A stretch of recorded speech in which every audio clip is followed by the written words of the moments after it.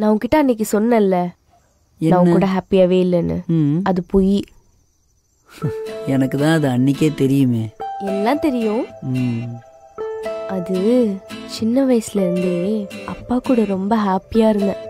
அவர் விட்டுட்டு போனதுக்கு அப்புறமா அந்த ஹாப்பினஸ் நீ தான் எனக்கு கொடுத்த. சரி, நம்ம ஹாப்பியஸ்ட் மூமெண்ட்ஸ்லாம் ஒரு 7 மினிட்ஸ்ல சொல்லு. அது என்ன 7 மினிட்ஸ்? அது நான் செத்ததுக்கு அப்புறமா எங்க தேவையில்லாம. ஒரு நிமிஷம் இரு. நம்ம எல்லாரும் செத்ததுக்கு அப்புறமா நம்ம பிரெயின் வந்து நம்ம மெமரிஸ் எல்லாம் 7 மினிட்ஸ்க்கு ரீகலெக்ட் பண்ணுமா. ஸோ அந்த 7 மினிட்ஸ் நம்மளோட ஹாப்பி மூமெண்ட்ஸாக இருக்கணும். அதான் கேட்டேன். அப்படின்னா